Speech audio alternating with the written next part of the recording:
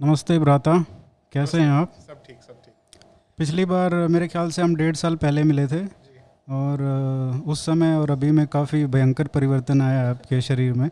तो इसका पहले तो ये कि क्या क्या सोच के मतलब इंस्पिरेशन मिली कि ये कम करना चाहिए, अब ज़्यादा हो गया है, और कैसे किया है? क्योंकि नॉर्मली तो लॉकडाउन में सबका बढ़ रहा है, आपका घट गया।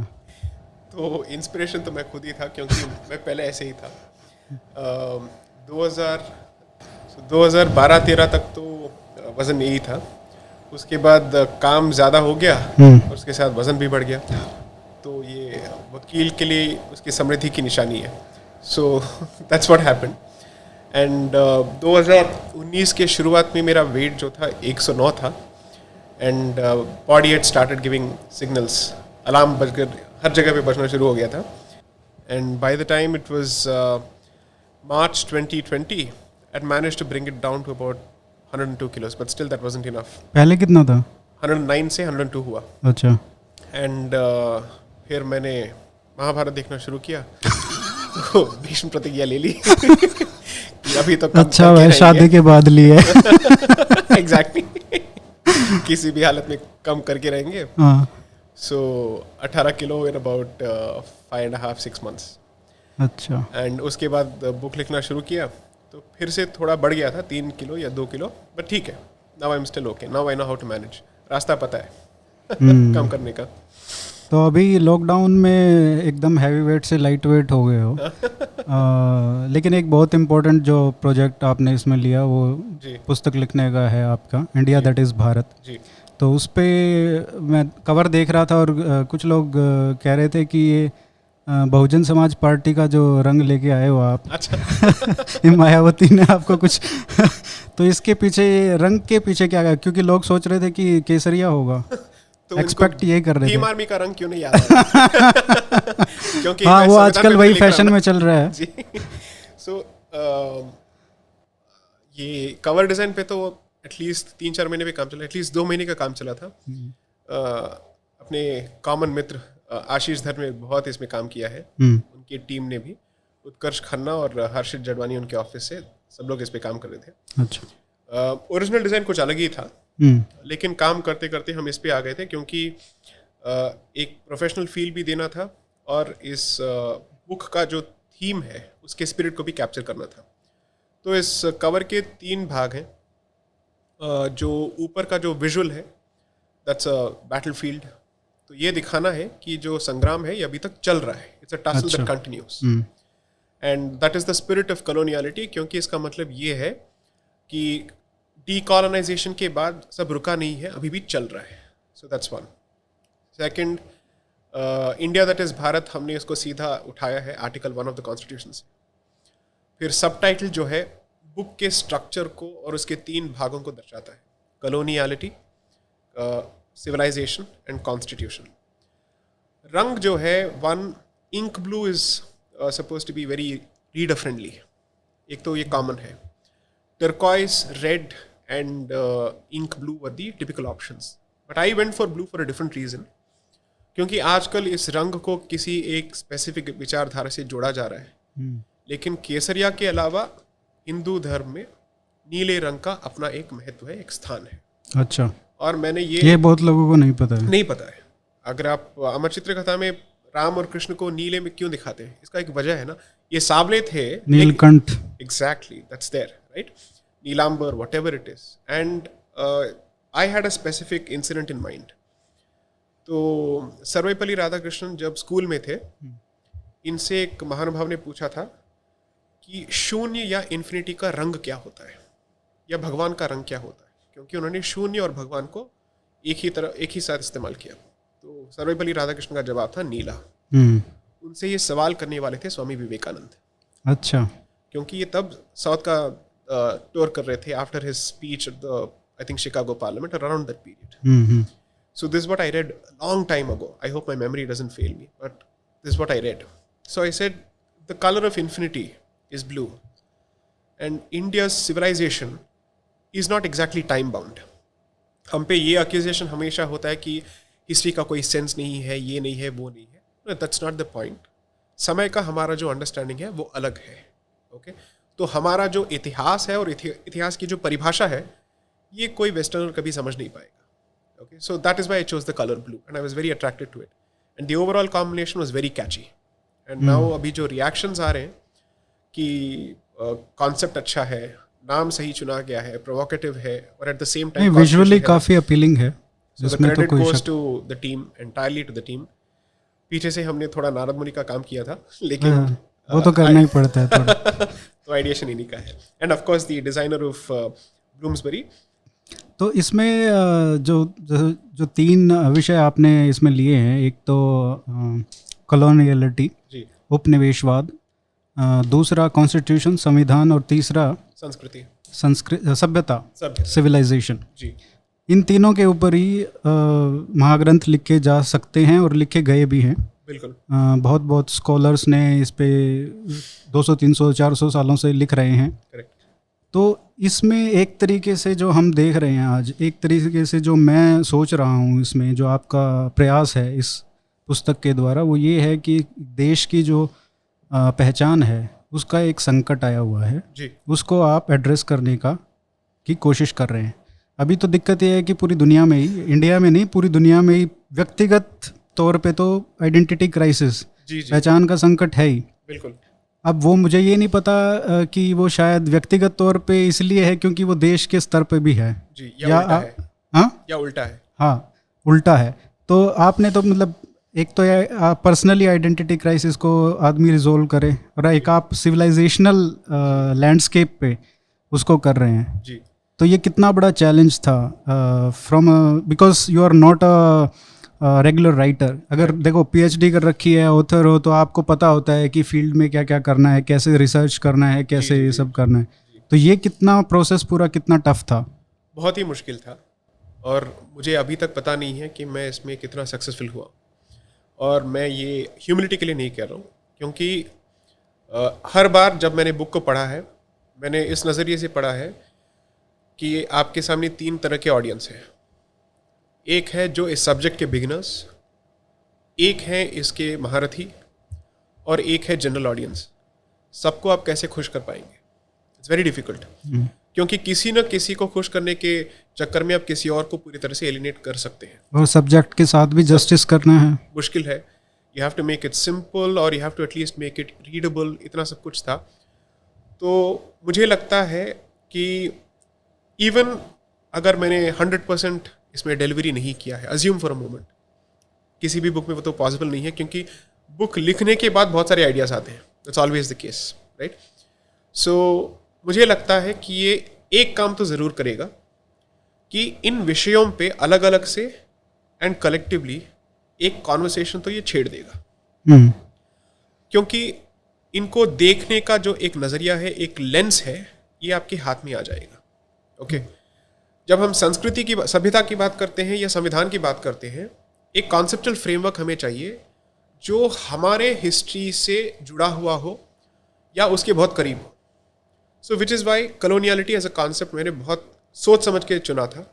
मुझे बहुत सारे लोगों ने उसको पढ़ने के लिए भी कहा था, लेकिन पढ़ने के बाद मैं भी कन्विंस्ड हुआ कि इसकी जो परिभाषा है या इसकी जो सोच है, ये हमारे जितने भी थिंकर्स थे 19th and 20th centuries के, उससे बहुत मेल खाता है. क्योंकि इनका ये मानना है कि हमारा जो कॉन्शियसनेस है या फिर हमारी जो सोच या धारणा है, उस पर एटलीस्ट 2 परतें हैं, 2 लेयर्स हैं.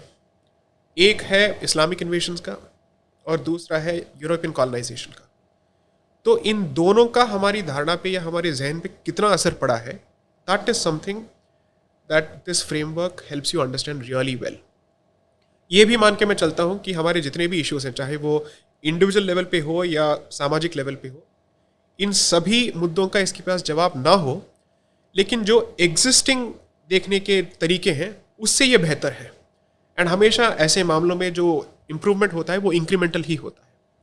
10 साल के बाद कोई ये भी कह सकता है ये पूरा बेकार था, या फिर 5 साल के बाद भी कोई भी कह सकता है. So it has been a fairly difficult process. बहुत पढ़ना भी पड़ा and it has taken a huge toll on my ability to spend time with my family like any other writer और author. I am not even that yet. And to my professional commitments, इन सबको juggle करना बहुत ही मुश्किल था. But importantly मेरे पास इन 2 areas का कोई ट्रेनिंग ही नहीं. Which is on civilisational studies या फिर कॉलोनियलिटी। सो मुझे सीखना भी पड़ा, लोगों से बात भी करना पड़ा और उनसे पूछ के और लिटरेचर को पढ़ के, क्योंकि ऐसे बहुत सारे टर्म्स हैं जिनको आपको लगता है कि अंग्रेजी में, साधारण अंग्रेजी में एक मीनिंग हो सकता है, लेकिन सब्जेक्ट में उसका मीनिंग कुछ और ही हो सकता है। उसका पूरा एक सब्जेक्ट ही है। Exactly. So this has been the process so far. तो इसमें जैसे आपने बताया कि लाइक फैमिली के टाइम में और ये सब, तो ये मतलब एक बहुत बड़ा प्रोजेक्ट था और आपको समझ में आ गया होगा जब आपने पढ़ना शुरू किया होगा इसके बारे में। तो एक ऐसा पॉइंट होता है ना कि यार हमको होता है कि लिखनी तो है पुस्तक, हाँ ठीक है लिखनी है, ये करना है मेरे को, लेकिन वो सर से पानी जब ऊपर जाता है कि यार ये तो अब मतलब बर्दाश्त के बाहर है, ये इसको एड्रेस करना ही पड़ेगा इस पॉइंट को। तो वो आपके लिए क्या था?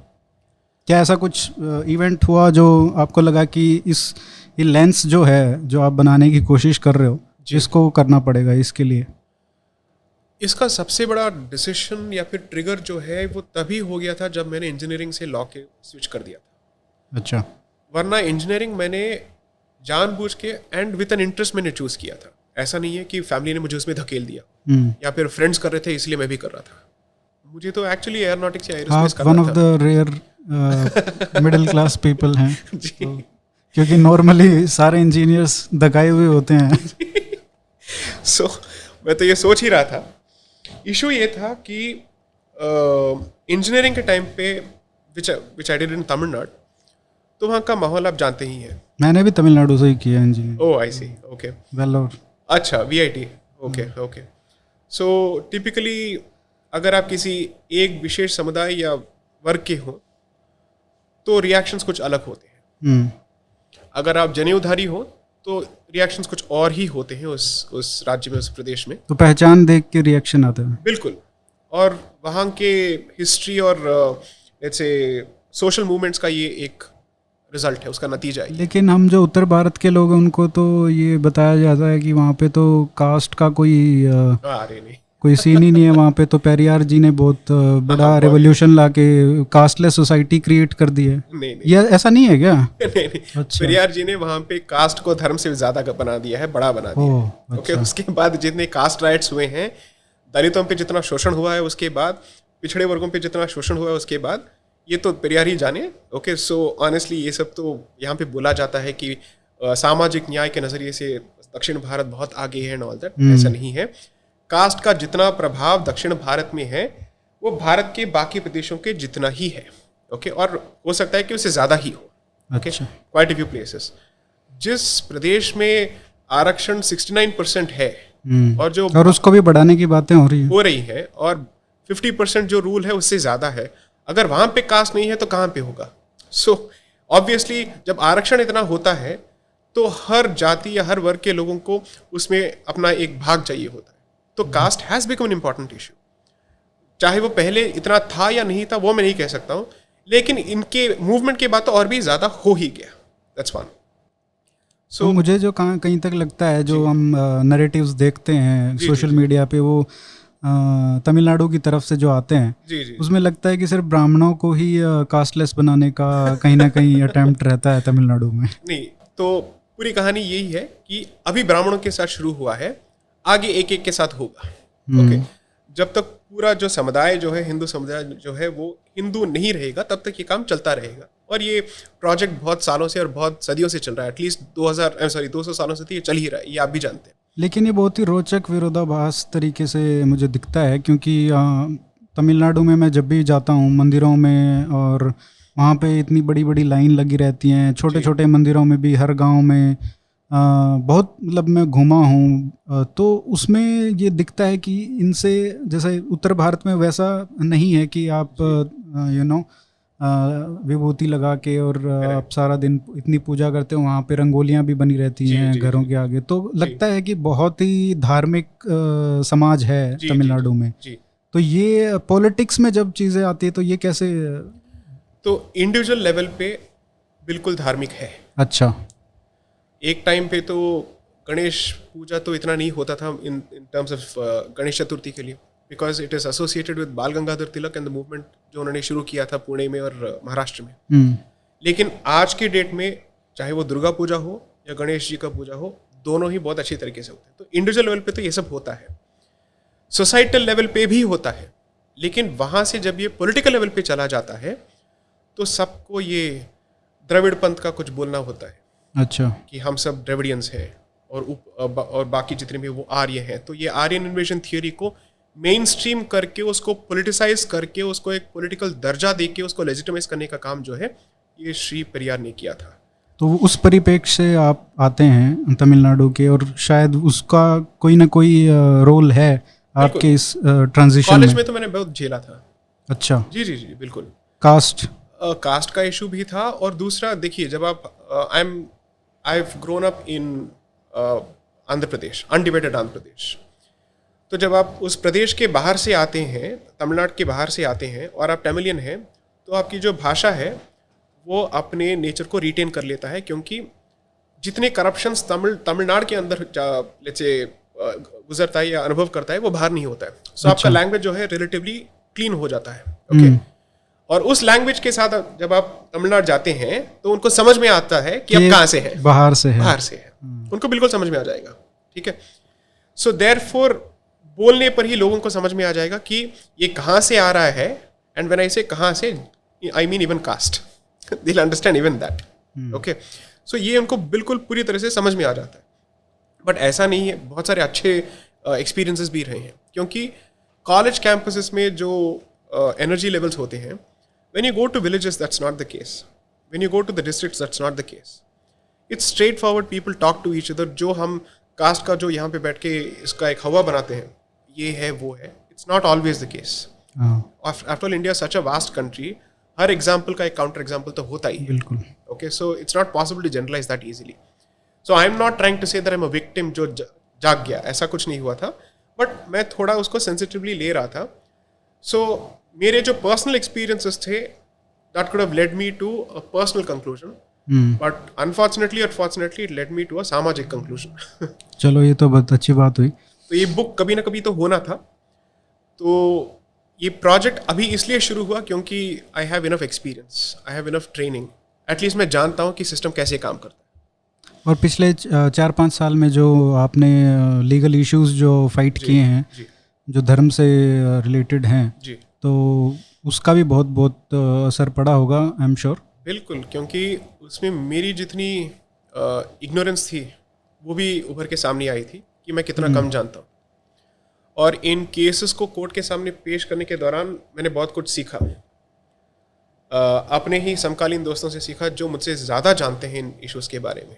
उनके साथ बैठ के मैंने मंदिरों के बारे में समझा, फिर शास्त्र क्या होते हैं, आगम शास्त्र कैसे काम करते हैं, फिर ये जो धारणा है लोगों के मन में कि हर मंदिर में सिर्फ ब्राह्मण ही पुरोहित होता है, ये कितना गलत है। ऐसे कितने सारे मंदिर हैं तमिलनाडु में जहाँ पे ब्राह्मण्स के कुल देवता ऐसे मंदिर में होते हैं जहाँ के पुजारी जो हैं वो नॉन ब्राह्मण होते हैं। बिल्कुल, ये लोगों को पता ही नहीं है। और आप प्रसाद में क्या चढ़ाते हैं? Meat and toddy. This is the diversity of this country. मतलब जो बनारस में भी भैरव मंदिर में शायद, तो भैरव जी के ही एक अवतार है साउथ में, तो वहां पे यही होता है। That is the commonality of the civilisation. मदिरा भी चढ़ाई जाती है। एग्जैक्टली। सो वहां पे फिर वाहन क्या होगा? डॉग, कुकुर, कुत्ता, that's what you will have. बिल्कुल, राइट। और क्या होगा? So that's basically the civilizational unity of this country. So इतना कम पता है हमें, और हम जितना भी समझते हैं वो अंग्रेजों की बुक से समझते हैं। So during the course of ये केसेस मुझे ये भी समझ में आया कि हर इशू और हर मुद्दा जो कोर्ट के सामने जाता है, चाहे मुद्दे अलग हों, लेकिन उन मुद्दों का जो बेसिस है वो कॉमन था, विच इज संविधान के नज़रिए से इस सभ्यता को देखना और इस सभ्यता के नज़रिए से इस सभ्यता को देखना, दोनों अलग ही लेवल के डिस्कशंस होते हैं। और ये कभी एक दूसरे के let's say they don't look at each other eye to eye for some reason.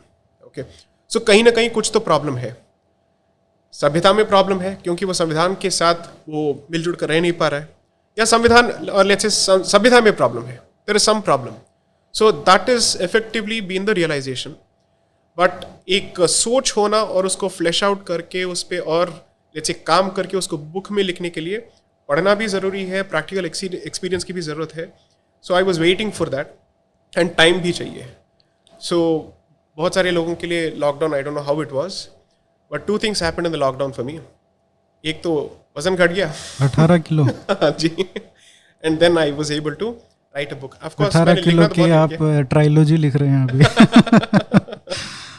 तो इसमें जैसे मैंने संविधान पे तो मैं आऊँगा ही, लेकिन जो पहला है कॉलोनियलिटी, उपनिवेशवाद, जी, उसमें क्या है कि हम देखते हैं कि अभी जो लोग जागृत हो रहे हैं जी, भारत में, जो यंग जनरेशन है, जी, उनको समझ में तो आता है कि यार कहीं ना कहीं दिक्कत तो है. जी, जी, जी, ठीक है, ये वो, लेकिन वो जो कहानी है वो उस वाली कहानी की तरह है जब कुछ अंधे लोग होते हैं और वो हाथी के कोई पूंछ पकड़ रहा है, कोई अनुमान लगाने की कोशिश हाँ, अनुमान लगाने की कोशिश करते हैं कि क्या जानवर है. जी, जी, और वो सब लोग अलग अलग जानवर का बताते. कोई बाहर से देखे तो वो उसको पता चलेगा कि पूरे इन एंटायरिटी जी, जी, कि ये हाथी है. जी, तो उसी तरीके से कॉलोनियलिटी का भी मुझे दिखता है. जी, तो इसमें चाहे जैसे कल ही आपने देखा होगा हमारे जस्टिस चंद्रचूड़ ने एक या जस्टिस अभी जो चीफ जस्टिस हैं रमणा जी, हाँ, उन्होंने ये कमेंट किया कि सेडिशन लॉ जो है वो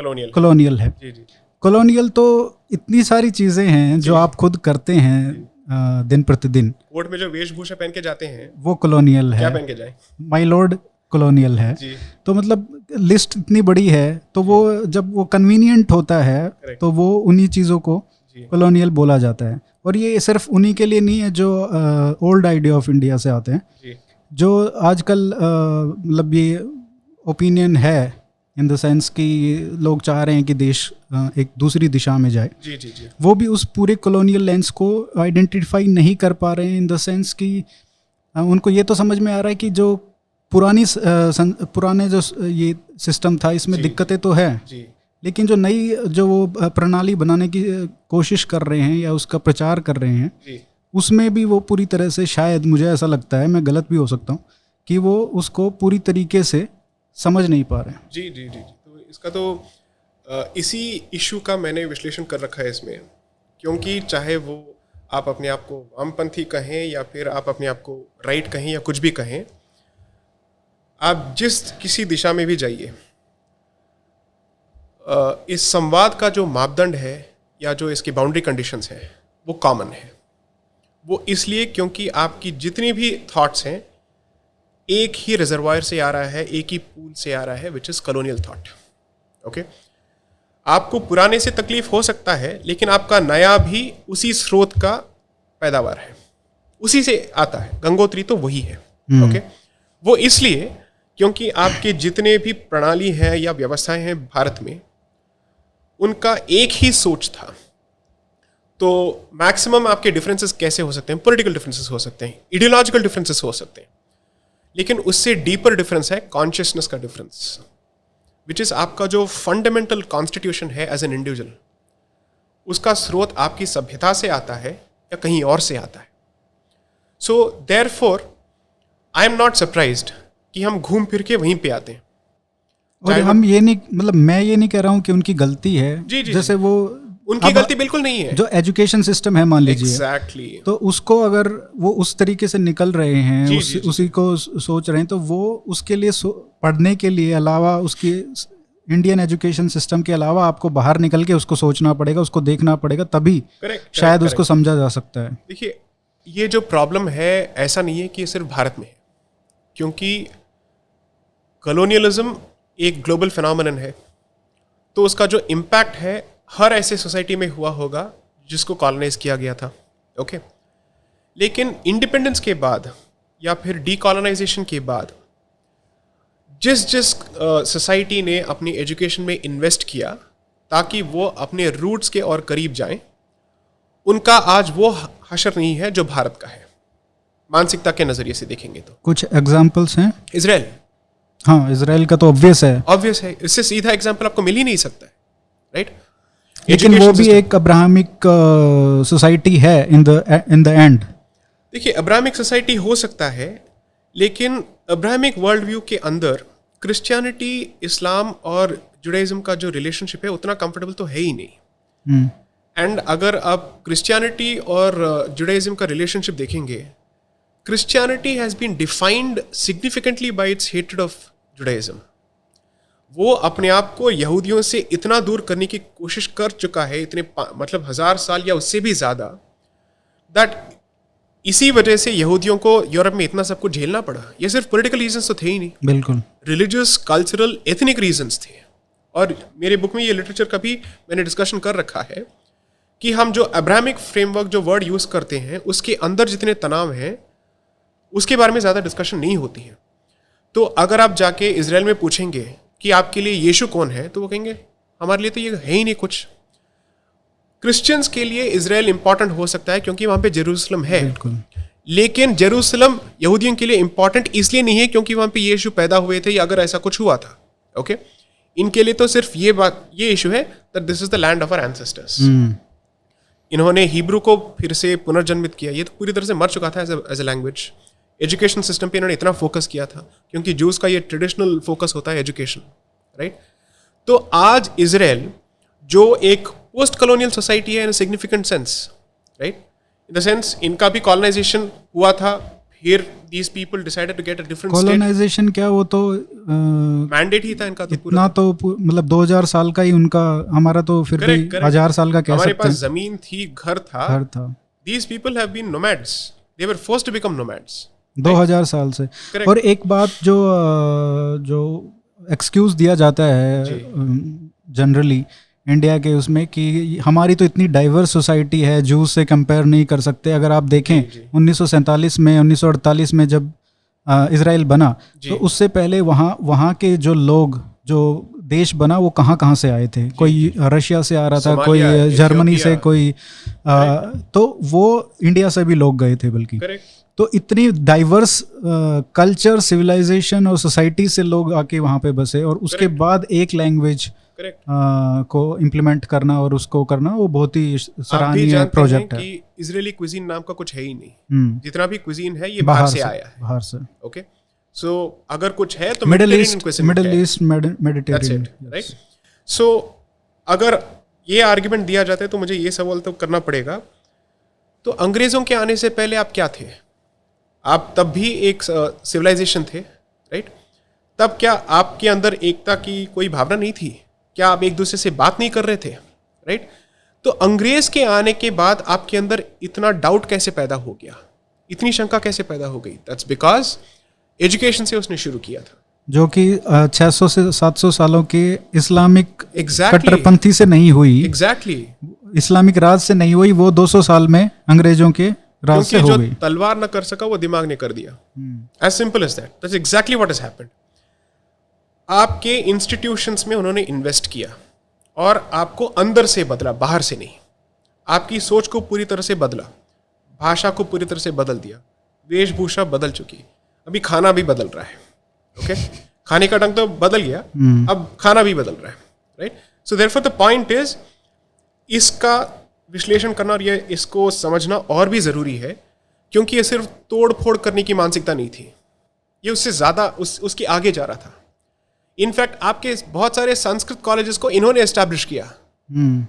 उसके बावजूद आज संस्कृत की बात करने वाले कितने लोग हैं? इंग्लिश में वेदों की ट्रांसलेशन से लेके सभी पुराणों की और हमारे धर्म ग्रंथों की, धर्मशास्त्रों की अनुवाद किया, और आज उसी अनुवादों के बेसिस पे ये आपसे कह रहे हैं कि हम आपसे ज़्यादा आपकी संस्कृति के बारे में जानते हैं, तो अब हमसे सीखिए, क्योंकि आपको तो कुछ आता नहीं है। सो विच इज़ वाई जो सोच है, जो विचार है कॉलोनियलिज्म के पीछे, इसको समझने का बहुत मैंने प्रयास किया है इस बुक के द्वारा। देखते हैं इसका क्या होता है। एक और रोचक बात जो है, जो लोग विविधता की बात करते हैं, डाइवर्सिटी की बात करते हैं, उसको एक्सक्यूज लेके आगे बढ़ाते हैं कि यार वो उससे कंपेयर नहीं कर सकते, हमारे इधर तो कितनी लैंग्वेज हैं, कितने वही लोग फिर आके कहते हैं कि यूनिफॉर्म सिविल कोड चाहिए। बहुत इंटरेस्टिंग है, क्योंकि अभी जो ज्वलंत मुद्दा है अभी, क्योंकि राम मंदिर हो गया है, अनुच्छेद 270 को निरस्त कर दिया है, 370 को, तो अभी बचा यूनिफॉर्म सिविल कोड। इसको आप अगर कॉलोनियलिटी, उपनिवेशवाद के लेंस को उतार कर देखा जाए, तो इसको कहाँ पाएंगे? इस मुद्दे पे कहाँ पे होना चाहिए सभ्यता के हिसाब से?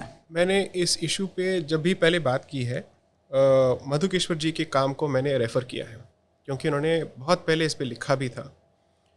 कि यूनिफॉर्म सिविल कोड हमने ये मान लिया है कि ये अपने आप में एक आइडियल है, ये एक गोल है, ओके, ये एक अपना डेस्टिनेशन है। 370 क्यों जाना चाहिए था ये तो सबको समझ में आ गया था। सीए क्यों आना चाहिए ये भी हमें समझ में आ गया। राम जन्मभूमि हमें वापस क्यों लेना है ये मुझे समझ में आ गया। लेकिन यूनिफॉर्म सिविल कोड के पीछे की जो सोच है ये मुझे अभी तक समझ में नहीं आया। ये किसको जोड़ने का काम चल रहा है यहाँ पे? तो अगर मुझे किसी और समुदाय के लोगों को इंक्लूड करना है मेन स्ट्रीम के अंदर, अगर ये करना है तो क्या मुझे अपने जितने भी परंपराएं हैं उनको त्यागना होगा? तो फिर त्यागने के बाद जो यूनिटी या एकता आएगी वो उसका मैंने क्या भुगतान किया, मतलब what is the price I have paid for it, और क्या गारंटी है कि उसके बाद भी एकता बनी रहेगी?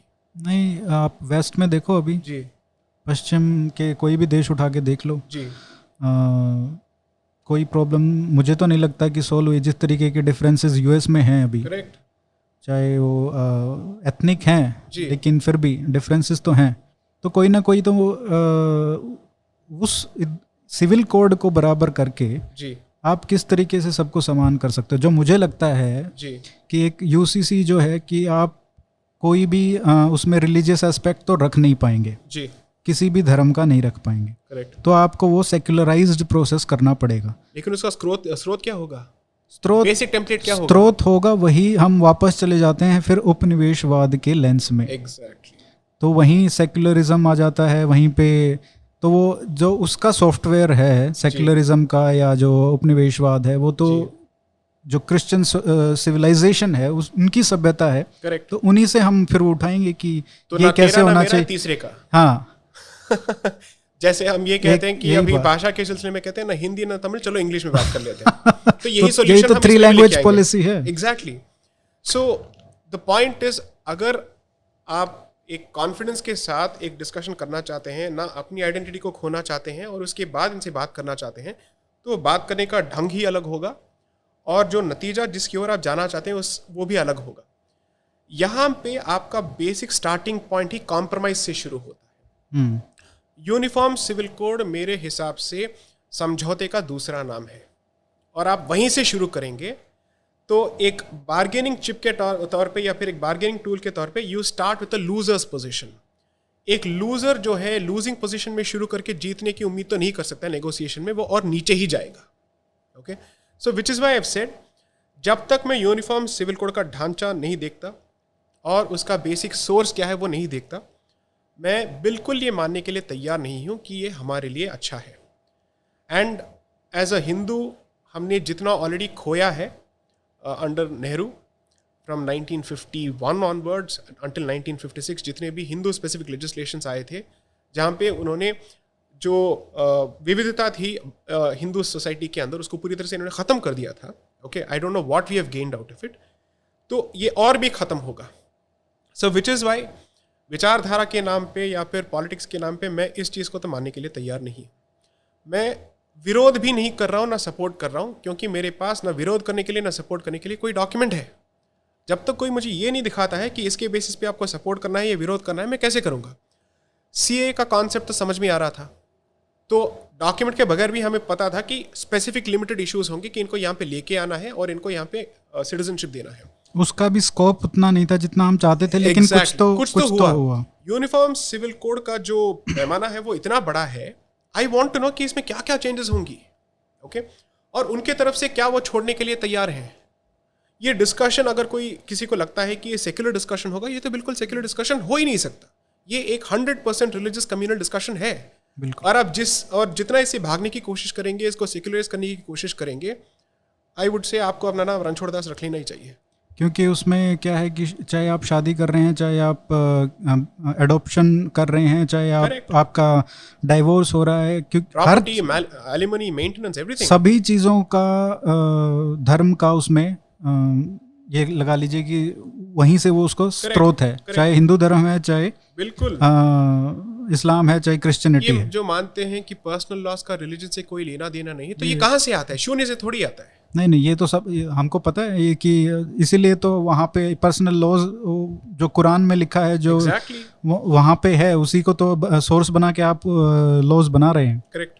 लेकिन इसमें जो एक जो वैलिड आर्गुमेंट है, जो जी। लोग यूसीसी के प्रोपोनेंट्स हैं, जो जी। उसको समर्थन करते हैं, वो ये कहते हैं कि भाई 60-70 साल हो गए, जो हिंदुओं का यूनिफॉर्म सिविल कोड तो ऑलरेडी बन चुका है, करेक्ट। ठीक है, तो हमने जो खोना था वो खो चुका है, वो वापस तो नहीं आ सकता है। जी। तो अभी बस जो बचा है वो और जो कम्युनिटीज़ हैं, चाहे क्रिश्चियन हो गए चाहे मुस्लिम हो गए, जी। सिर्फ उनको उस यूनिफॉर्म सिविल कोड में लाना बाकी है। जी। जी। जी। तो ये कहाँ तक आपको, आपके हिसाब से ये कहाँ तक ठीक लगता है? देखिए, क्योंकि मुझे तो वैलिड लगता है इन द सेंस कि हम तो एक ही हिंदू कोड से, पहले तो बहुत सारे हर रीजन में अलग अलग लोग अपना अपना जीवन जी रहे थे, अपने अपने हिसाब से कम्युनिटीज़ का अपना अपना लॉ था। जी। अब तो सबका सेम है 50-60 सालों से। जी। तो उसमें अभी सबका और जो बचे हुए हैं उनका भी सेम हो जाए तो क्या दिक्कत है? देखिए, अगर वो हमारे कोड के हिसाब से रहना चाहते हैं या रहने के लिए तैयार हैं तो ठीक है, ओके। लेकिन आप भी जानते हैं और मैं भी जानता हूं कि ये कितना संभव है और कितना नामुमकिन है। आई डोंट नो। लेकिन मैं आपसे ये पूछना चाहता हूँ कि जी। जो अभी हिंदू सिविल कोड है जी। वो कितना हिंदू है? इन्होंने पूरे सिविल कोड को सिर्फ 2 स्कूल्स ऑफ थॉट में बांट दिया था, मिताक्षरा मिताक्षरा दाया भागा। लेकिन ये सिर्फ 2 ही नहीं थे, उससे ज़्यादा भी बहुत थे। ज़्यादा। ओके, तो आपने largely north south east west का एक पोलैरिटी एस्टैब्लिश कर लिया और उसके बेसिस पे आपने इसको डिवाइड कर दिया और आपने कहा यही है हमारे लिए। Okay, in fact doctor Ambedkar reports जो इसके बेसिस थे, ओके, अगर आप उसको पढ़ेंगे तो मुझे नहीं लगता है कि मैं उनसे सहमत हूँ बहुत सारे विषयों पे, एटलीस्ट इस मुद्दे पे। बट एनीवेज, अगर हम सिविल कोड की बात करना चाहते हैं for other communities, why can't you have uniform civil codes for each religion, which is to say कि आप उनके अंदर के प्रोसेस को पहले रैशनलाइज कीजिए। ओके, एटलीस्ट वो एक कदम तो उठाने की कोशिश कीजिए, क्योंकि अगर आप सबके लिए एक यूनिफॉर्म सिविल कोड के लिए अगर आप ट्राई करेंगे तो मैक्सिमम कॉम्प्रोमाइज हमें ही देना पड़ेगा। And I don't know if the other side is going to say कि हम आपके जो कॉमन सिविल कोड्स हैं उसके बेसिस पे आएंगे, क्योंकि why will they agree to Mitakshara Dayabhaga? Even lot of us have agreed with a lot of angst, and because the kind of resistance जो दिया था जब नेहरू ये कर रहे थे, ये अब इनके तरफ से और ज्यादा होगा। तो मतलब आपका कहना ये है कि जो अभी हमारे पास हिंदू कोड लॉ है जी, वो काफ़ी लिमिट तक उसमें इन्फ्लुएंस है जो हमारे ओल्ड लॉ सिस्टम्स वो थे। तो है, बिल्कुल है। इशू ये है कि आपने 1-2 सिस्टम सब पे लाद दिया as opposed to letting them follow their own systems. लेकिन इतना तो है कि उसके अंदर हिंदू का इन्फ्लुएंस है। ठीक है। Now will this system be acceptable ऐसे का ऐसे for other communities? I don't think so. So Goa का जो एक्सपीरियंस बताते हैं, वन, जब आप डाइवर्सिटी और यूनिटी की बात करते हैं तो स्केल की बात करते हैं, गोवा कितना छोटा प्रदेश है, राइट? और इनके हिस्टोरिकल रीजंस हो सकते हैं। जो काम श्री अटल बिहारी वाजपेयी के टाइम पे नहीं हो पाया, जो उन्होंने ट्राई किया, जिसकी उन्होंने बात की, वो अगर अभी लगता है कि अभी आज होगा, मेरे हिसाब से आज के डेट में माहौल और भी बदतर हो चुका है, क्योंकि विक्टिमहुड का जो नैरेटिव है ये इतना फैल चुका है that uniform civil code will be presented as the biggest project of minority victimhood to the rest of the world. ये बिल्कुल होगा। जब हम ये देखते हैं कि जो CAA था, सिटीजनशिप अमेंडमेंट एक्ट, उसमें था ही नहीं और फिर भी उसमें तो उनसे कोई लेना देना भी नहीं था Correct. मुसलमानों का, और फिर भी इतना विरोध हुआ। करेक्ट। अभी तो सीधा आप इनके शरीयत पे या बाकी चीज़ों पे आप हाथ रखने जा रहे हैं। अगर आप यूनिफॉर्म सिविल कोड की बात करेंगे तो बेहतर होगा कि आप इस बात को खुल के बात करें, घुमा फिरा के। अगर आपने ये कहा कि 80% ऑफ द कंट्री फिर से सैक्रिफाइस करे, आप फिर से अपने तरफ से समझौता करने के लिए तैयार हो जाइए। क्यों करेंगे? पिछले सरकारों में हमारे साथ हो रहा था, इस सरकार में होना भी नहीं चाहिए और मुझे उम्मीद है कि नहीं होगा। संविधान के ऊपर आते हैं, जो दूसरा आपने विषय इसमें लिया है अपनी पुस्तक में।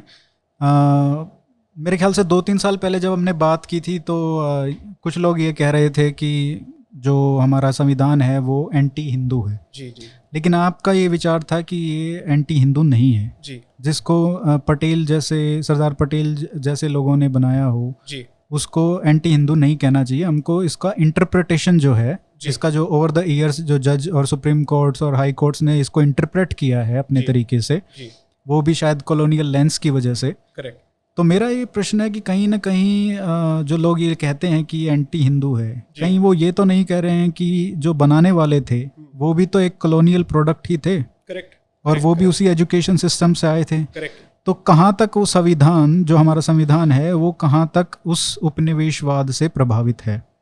इस सवाल का जवाब तो मैं इस बुक के सीक्वल में बेहतर दे पाऊंगा, दूसरी वाली में, क्योंकि इस बुक में मैं 1920 तक मैं ख़त्म कर रहा हूँ इसका जो टाइमलाइन है। ओके, जो फर्स्ट कॉन्स्टिट्यूशन आया था, government of India act of 1919, जो ब्रिटिश मेड कॉन्स्टिट्यूशन था, ये वहाँ पे रुक जाता है। लेकिन अब मेरे पास इसका एक टेंटेटिव जवाब है, वो ये है कि पूरी तरह से तो कॉन्स्टिट्यूशन एंटी हिंदू नहीं कहा जा सकता या एंटी सिविलाइजेशन नहीं कहा जा सकता, क्योंकि वहाँ पे इतने सारे दिग्गज थे और इतने सारे बातें हुई हैं और इतने सारे प्रोविजंस हैं जो सीधा इसी विषय पे, लेट्स से हिंदू इश्यूज को एड्रेस करता है। काउ प्रोटेक्शन की बात होती है, ये सब फिर कैसे आता है? कौन से दूसरे सेक्युलर कॉन्स्टिट्यूशन में आप गौ माता की रक्षा के बारे में बात करते हैं?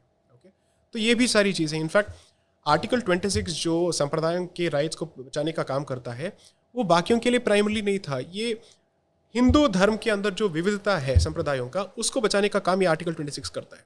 आर्टिकल 26 का अगर आप हिस्ट्री पढ़ेंगे, बहुत सारे हिंदू साधु संतों ने एक्चुअली इसका कंट्रीब्यूट किया था कि ये हमें ज़रूर चाहिए होगा, क्योंकि 25 तो हिंदू धर्म को रक्षा करता है, लेकिन 26 जो है संप्रदायों की रक्षा करता है। ओके, सो ऐसे बहुत सारे प्रोविजंस हैं।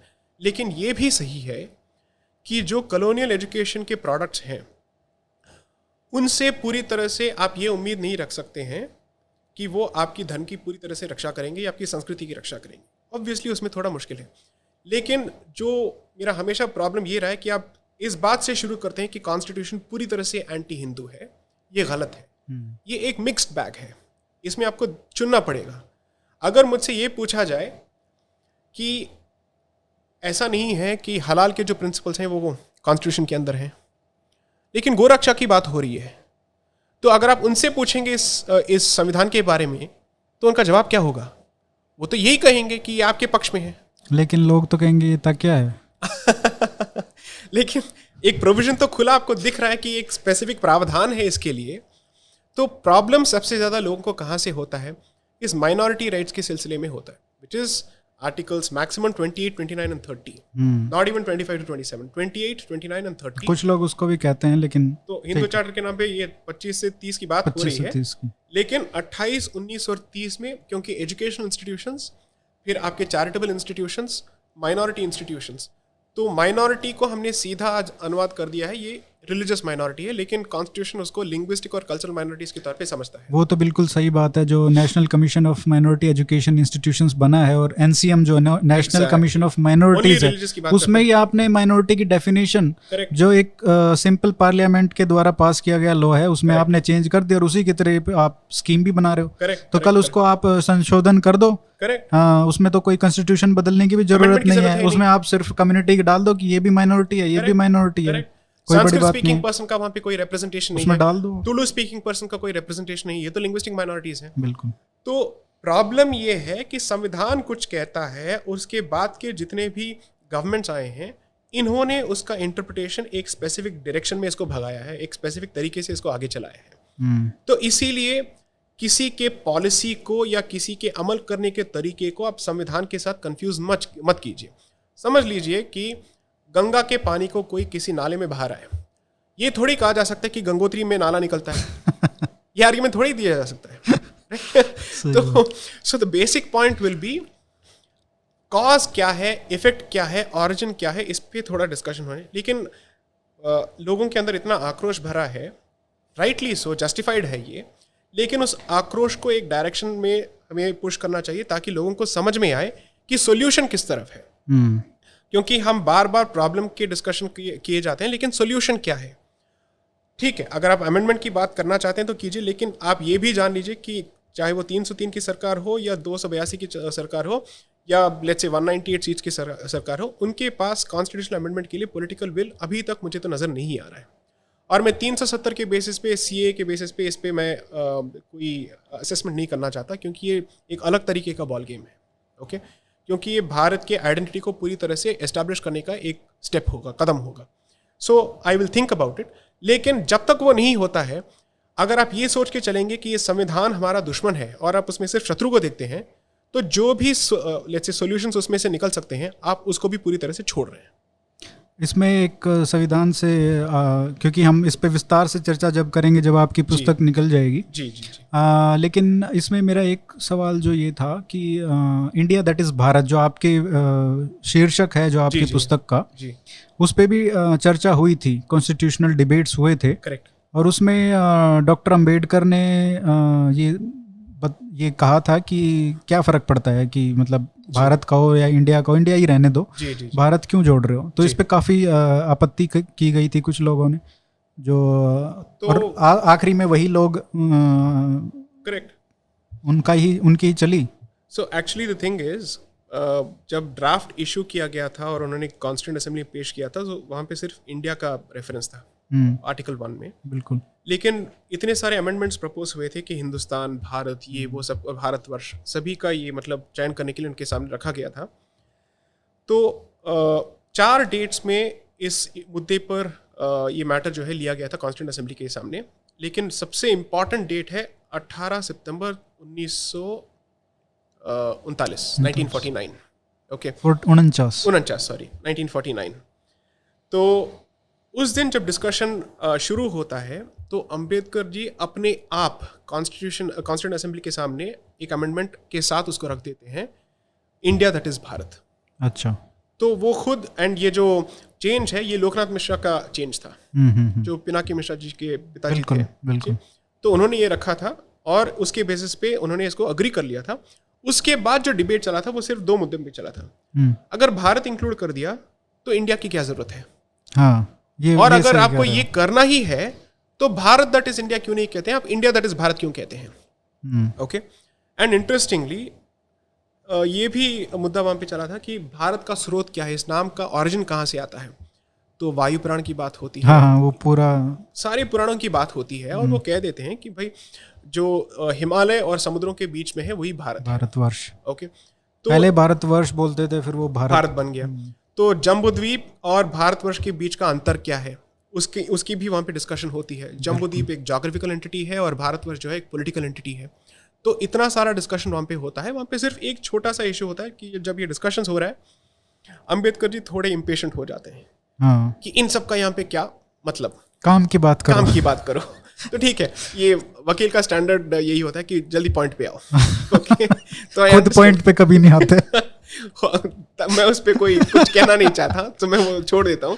लेकिन उनका सिर्फ ये कहना था, अब तो आपकी बात मान ली, भारत को मैंने इंक्लूड कर दिया, तो इससे ज़्यादा हम यहाँ पे शास्त्र की बात क्यों कर रहे हैं। ओके। तो मुझे नहीं पता ये उनका बेसिक नेचर है या फिर इस मुद्दे पे उनका कुछ स्पेशल इरिटेशन है, ये मुझे समझ में नहीं आ रहा है।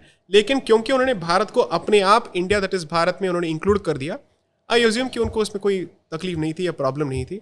सो आई होप दैट आगे जाके भारत को सिर्फ नाम के तौर पे ना इस्तेमाल करके उसकी जो एक्चुअल परिभाषा है या उसका जो स्पिरिट है, उसके बेसिस पे अगर हम पॉलिसीज बनाना शुरू करते हैं, then I think we will truly become a civilizational state. तो उसी पे मैं आऊँगा, ये जो सिविलाइजेशनल जो तीसरा जो आपका है सभ्यता के ऊपर जो विषय आपने लिया है इसमें, वो कैसे किया जाए, कैसे कंक्रीट एग्जाम्पल देके अगर आपको बताना है कि कैसे हम जो हमारा सिविलाइजेशन है वो कैसे हमारे जो स्टेट है उसको इन्फॉर्म कर सकता है, कैसे वो पॉलिसीज ऐसी हो सकती हैं जो हम आज लागू कर सकते हैं, सरकार लागू कर सकती है जो हमारी संस्कृति से मेल खाती हो, विदाउट कॉन्स्टिट्यूशनल अमेंडमेंट, वहाँ से स्रोत हो। जी। तो नहीं, कॉन्स्टिट्यूशनल अमेंडमेंट भी हो सकता है, ऐसा कोई मैं at least I can identify couple of steps जिसमें संविधान में कोई संशोधन की जरूरत ना हो, ना अमेंडमेंट की जरूरत हो। 3 लैंग्वेज पॉलिसी को ठीक से इंप्लीमेंट करने में तकलीफ क्या है? 3 लैंग्वेज, एब्सोल्युटली। सो आप इसका बेसिस क्या है? अगर आप राधा कुमुद मुखर्जी या फिर जादूनाथ सरकार इन सबको पढ़ेंगे तो वो ये कहते हैं कि एक फेडरल सिविलाइजेशन है, विच इज़ टू से इसका एक नेशनल आइडेंटिटी भी है और एक रीजनल आइडेंटिटी भी है। And national identity regional identities के सम्मेलन से होता है, it's a contribution of all of that. और रीजनल आइडेंटिटी जो है नेशनल आइडेंटिटी से भी थोड़ा पानी निकालता है। So that's how layers of identities. वो किसी भी कोई भी कहीं पे भी मनुष्य है उसका तो होगा ही। Exactly. So what they say is, why don't you have both a language policy that says regional language coupled with Sanskrit, and the third language let the person decide. आप उन पे अंग्रेजी मत थोपिए, सबको बाहर जाके काम करने की कोई जरूरत नहीं है। पीपल आर जाते भी नहीं है, जाते भी नहीं है। तो ये कह सकते हैं कि भाई मिडिल क्लास के लिए या अपर मिडिल क्लास के बहुत लिए सारे पॉलिसी लोगों के बना लिए। रखी है। आप ये कहिए कि दिल्ली के जितने भी डिस्ट्रिक्ट कोर्ट्स हैं वहाँ पे क्या अंग्रेजी चलती है? नो, उर्दू और even Hindi for that matter अच्छे से चल जाती है। रेवेन्यू डिपार्टमेंट में एवरीवेयर एक भी वर्ड सरकारी काम जो है चाहे किसी भी प्रदेश में हो वो उस प्रदेश के भाषा के बेसिस पे होता है। आज कितने सारे लोग हैं जो अपनी भाषा में ठीक से बोल पाते हैं या सोच पाते हैं, लिख पाते हैं। लिखने तो पूरी तरह से स्क्रिप्ट तो बाहर जा रहा है, हम ही हिंदी में बात कर रहे हैं, कितने अंग्रेजी के शब्द आ रहे हैं, स्ट्रगल करना पड़ रहा है हमें एक्चुअली, बिल्कुल। राइट। सो वन, आप लैंग्वेज पॉलिसी से शुरू कीजिए। इसका सबसे बड़ा प्रॉब्लम आज देखिए, आज आंध्र प्रदेश में ये बोला जा रहा है कि तेलुगु मीडियम के जो स्कूल्स इतने दिन से थे अभी अंग्रेजी मीडियम में हो रहा है। जो काम अंग्रेजों ने नहीं किया था या कर नहीं पाई वो हम कर रहे हैं अभी बैठ के। तो कंफ्यूज बहुत लोग हैं जो इसको सपोर्ट भी करते हैं। ठीक है, आप अंग्रेजी पढ़ो, कोई मना नहीं कर रहा है, करेक्ट, लेकिन उसको मीडियम ऑफ इंस्ट्रक्शन बहुत ही महत्वपूर्ण चीज है, जहाँ पे आप बच्चे के मानसिक तौर पे आप उसको बदल सकते हैं। Correct correct. और जब तक वो अपनी मातृभाषा में नहीं सोच पाएगा, एग्जैक्टली, तो उसके बाद बचा क्या है? तो आप किस चीज के लिए आप लड़ रहे हैं? अपार्ट फ्रॉम लैंग्वेज पॉलिसी, जो हिस्ट्री की बात होती है वो नेशनल हिस्ट्री अलग से नहीं हो सकता है। नेशनल हिस्ट्री थोड़ा बहुत हो सकता है, लेकिन रीजनल हिस्ट्री की बहुत ज़रूरत है। So for instance, independence movement को या डीकोलोनियल मूवमेंट्स को लोकलाइज जितना आप करेंगे, लोगों में उतना उत्साह बढ़ेगा और उनको अपने जो इलाके से आते हैं उससे उनका जुड़ाव जो है वो ज़्यादा होगा। If I am an Assamese, I would certainly want to know more about Lachit Borphukan then about Maharana Pratap. I would certainly want to know about Maharana Pratap, no doubting it, but who is the person who is closer to my culture, right, और at least my native roots. तो history के education को और language policies को अगर आप थोड़ा improve कर सकते हैं, मेरे हिसाब से आप फ्यूचर के जनरेशन को भारत के और करीब लेके आएंगे, ना कि उनको और ज़्यादा दूर। और एक नेशनल आइडेंटिटी उसको शेप करने में भी मदद मिलेगा। आई डोंटली करेक्टेड टू से सिविलाइजेशनल आइडेंटिटी, सिविलाइजेशनल आइडेंटिटी को, क्योंकि अभी मैं, जैसे आपको शायद पता नहीं हो ये, लेकिन मैं बहुत क्लोजली इसको देखता हूँ कि इंटरनेट पे, फेसबुक पे काफ़ी लड़ाइयाँ चलती रहती हैं कास्ट के बीच में। कोई कहता है महाराणा प्रताप ज़्यादा, कोई कहता है नहीं शिवाजी, वो उन्हें आपस में चलती है, ये तो राजपूत था ही नहीं, अरे ये तो राजपूत हमसे, हम इतने आगे थे इसलिए इसने राजपूत होने का दावा किया। करेक्ट। और फिर वो राजपूतों की और जाटों के जो राजा थे उनकी अलग वो चलती है, वो फिर वो गुजर वाले आ जाते हैं। तो मतलब ये शायद एक दूसरे की हिस्ट्री नहीं पता है। जो नॉर्थ में रह रहा है उसको शिवाजी के बारे में बताया ही नहीं गया है। करेक्ट। तो ये भी एक सिविलाइजेशनल आइडेंटिटी को फोर्ज करने का एक बहुत बड़ा तो यार बहुत दो मुद्दे आपने बताए। और नेशनल एजुकेशन पॉलिसी क्लेम तो कर दी है कि इन मुद्दों को एड्रेस किया जाएगा। जी। तो आपके लिए अगर वो होता है तो बहुत बड़ी कह सकते हो आप कि। और तीसरा ये भी है कि जब आप लोगों को स्पेशली न्याय विधान के बारे में समझा रहे हैं, आप एटलीस्ट उनको हमारे न्याय प्रणाली के बारे में या हमारे जितने भी स्कूल्स ऑफ दर्शन हैं या फिलॉसफी हैं उनको थोड़ा आप इंट्रोड्यूस करें। क्योंकि जब लोगों को लगता है कि कानून का जो कॉन्सेप्ट है या न्याय का जो कॉन्सेप्ट है उसमें भारतीय कुछ है भी नहीं या है ही नहीं, तो ये आपके कॉन्फिडेंस को बहुत हिला देता है। क्योंकि आपको ये लगता है कि सबसे इम्पॉर्टेंट चीज़ जो है, जो हमारे अधिकारों की रक्षा करता है, उसमें भारतीय कुछ है ही नहीं, ऐसे कैसे हो सकता है, right. So eight the very least courts में आप अपने लैंग्वेज पॉलिसीज को थोड़ा बदलने की कोशिश कीजिए, अपार्ट फ्रॉम लीगल एजुकेशन। या लोगों को लगता है कि भारत तो 1947 में ही बना था। एग्जैक्टली। सबसे बड़ी दिक्कत तो यही है। नेशनल एजुकेशन पॉलिसी में लीगल एजुकेशन के बारे में 7 लाइन से ज़्यादा कुछ नहीं है, और आपने रिफॉर्म्स में सिर्फ इतना ही बात किया है, और आपने इंडियन एजुकेशन को, इंडियन लीगल एजुकेशन को इंडियनाइज करने की बात ही नहीं की है। आपने इसको और मॉडर्नाइज करने की बात की है, लेकिन इंडियनाइज करने की बात नहीं की है। बहुत सारे ऐसे अफ्रीका के कंट्रीज़ हैं जो अपने लीगल एजुकेशन को अफ्रीकनाइज कर चुके हैं। साउथ अफ्रीका कर चुका है। उनका ट्रांसफॉर्मेटिव कॉन्स्टिट्यूशन का जो डेफिनेशन है वो अफ्रीकनाइजेशन की ओर जाता है, वेस्टर्नाइजेशन की ओर नहीं जाता है। That's the important point. हम लोग यहाँ पे बैठ के, जैसे कोई एग्जांपल है इसमें, I will give you an example. तो मैंने अपनी बुक में एक्चुअली इसको रेफर करके रखा है। अच्छा। कि ट्रांसफॉर्मेटिव कॉन्स्टिट्यूशनलिज्म जो है, जो भारत में आपको भारत के संस्कृति से दूर लेके जाता है, वही कॉन्सेप्ट अफ्रीका में आपको अफ्रीका के संस्कृति के नज़दीक लेके जाता है। उसका सीधा उदाहरण उसमें मैं दे रखा है। अच्छा। उन्होंने इतने सारे लॉज पास कर रखे हैं बहुत सारे अफ्रीकन कंट्रीज़ ने कि वो अपने संस्कृति को बचाएंगे, फॉरेन इन्फ्लुएंसेस को उसको थोड़ा कम करेंगे। हम जापान की ओर देखते हैं, कोरिया की ओर देखते हैं, ये अफ्रीका कर रहा है, जिसके बारे में हम जब भी बात करते हैं ऐसे बात करते हैं कि ये थर्ड वर्ल्ड का ये सबसे बड़ा निशानी है, right. We always talk in such condescending terms about Africa, but संस्कृति के मामले में या सभ्यता के मामले में ये आपसे बेहतर काम कर रहे हैं अपने आप को बचाने में। हमें इतना कम पता है क्योंकि हम अफ्रीका की ओर देखते ही नहीं है। वहाँ पे इतना सारा काम हम पे हो रहा है, केन्या में हो रहा है ये। अच्छा जी, साउथ अफ्रीका का अगर आप पढ़ेंगे it will be a huge lesson, क्योंकि it is a African majority population controlled by a white minority for such a long time. And आप भी जानते हैं कि जब अंग्रेज यहाँ से निकले थे इनका पॉपुलेशन क्या था, 10 lakh. What is that, a million? And we were still 36 crore even then, 30 crore 36 crore, तो तालमेल ही नहीं था। सो एक माइनॉरिटी कैसे एक मेजॉरिटी को रूल कर सकती है? जब लोग यहाँ पे सवाल उठाते हैं कि माइनॉरिटी का मतलब हमेशा विक्टिम होता है, अरे भाई आप आंकड़े तो देख लो। दुनिया में अगर आप किसी भी देश में देखेंगे, whites as a majority were actually less in quite a few countries, उन्होंने ऑक्यूपाई किया था। तो अगर अफ्रीका वाले कर रहे हैं और हम विश्व गुरु बन के बैठे हैं, अपना क्लेम कर रहे हैं, तो क्या उसका क्या फ़ायदा है? पता नहीं, मुझे लगता है कि मैं अफ्रीका से कुछ 2-3 चीज़ें सीख लेनी चाहिए, उसके बाद विश्व गुरु की बात करनी चाहिए। आखिरी सवाल, क्योंकि आपको जाना है, वरना हम 2-3 घंटे और बातें कर सकते थे। पॉपुलेशन कंट्रोल बिल का एक भूत सवार हुआ है कुछ राज्यों में। असम में हमने देखा, उत्तर प्रदेश में अभी बातें चल रही हैं। ड्राफ्ट पॉलिसी ऑलरेडी हमने देख ली है। जी जी जी। तो आप इसको कैसे देखते हैं? क्योंकि मैंने तो इस पे पूरा लेख भी लिखा है कि ये कितनी एक तो ज़रूरत नहीं है, और अगर आप सीए जैसा कानून लागू नहीं कर पाए तो उसका कोई औचित्य है ही नहीं।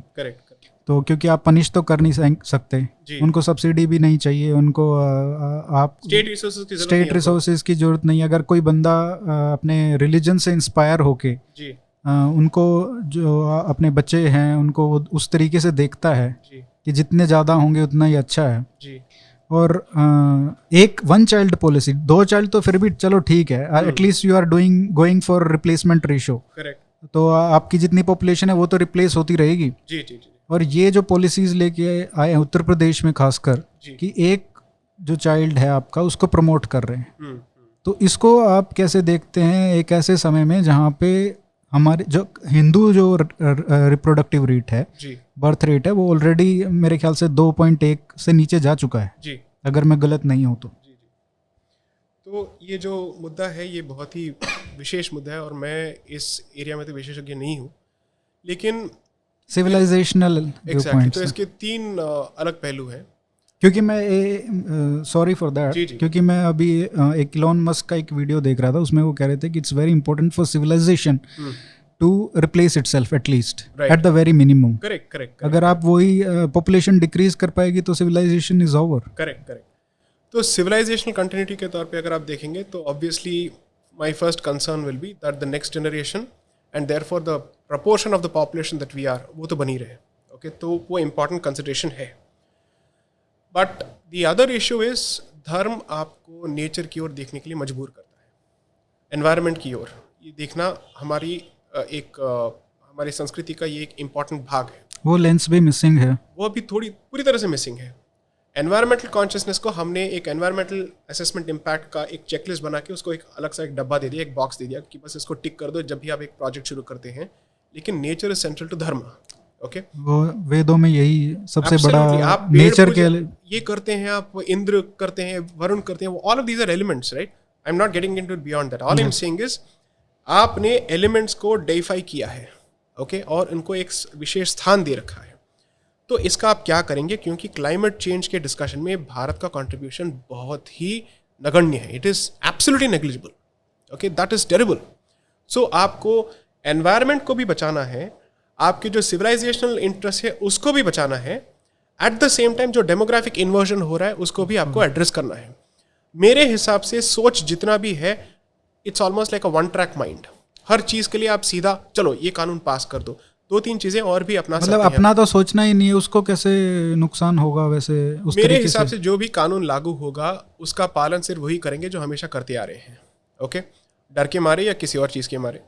तो इसका सीधा असर ये तो जरूर पड़ेगा दैट लॉन्ग टर्म की वेट करने की जरूरत नहीं है, शॉर्ट टर्म में इसके इंप्लीकेशंस आपको नजर आ जाएंगे। 1 चाइल्ड पॉलिसी का तो बहुत डिजास्टर्स इम्पैक्ट हमारे जनरेशन में तो इसका इम्पैक्ट आपको दिखना शुरू हो जाएगा at the very least.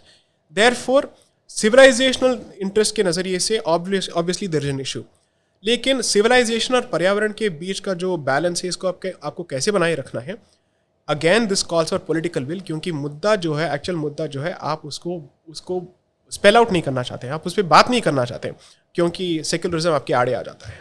Okay तो यही डर जो है आपके लैंग्वेज पॉलिसीज के आड़े आता है, हिस्ट्री के एजुकेशन के आड़े आता है, अभी पॉपुलेशन के भी आड़े आएगा. So my point is if the issue is common you can't generate different solutions for each of these things. Address the basic problem first, which is आप अपने सिविलाइजेशनल आइडेंटिटी को खुल के अपनाना नहीं चाहते हैं या अपनाने के लिए आपके पास गट्स नहीं है.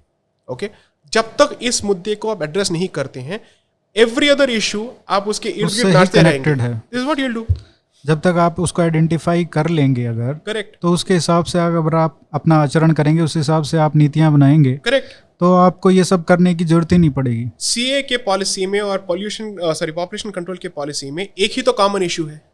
जो प्रॉब्लम आपको वहां पे फेस करना पड़ा, आपको यहाँ पे भी वही फेस करना पड़ेगा. 370 में भी आपको ये फेस करना पड़ेगा, लक्षद्वीप में भी आपको ये फेस करना पड़ रहा है, बंगाल में भी आपको ये फेस करना पड़ रहा है, केरला में भी यही होगा, कश्मीर में ये होगा. और कितने उदाहरण चाहिए आपको?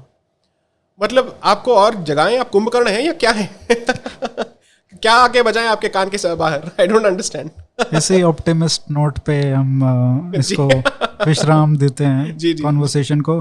साई, बहुत अच्छा लगा, आपने इतना अपना महत्वपूर्ण समय निकाला, और आशा करता हूँ कि जल्दी दोबारा आपको अगले महीने जब आपकी पुस्तक का विमोचन होगा तो वापस आपके साथ डिटेल में अब की बार डिस्कशन करेंगे. ये तो एक ट्रेलर था, तो 2-3 घंटे आराम से बात कर पाएंगे. बिल्कुल. Thank you for calling me over and congratulations on your first show off your channel. Thank you sir. Okay.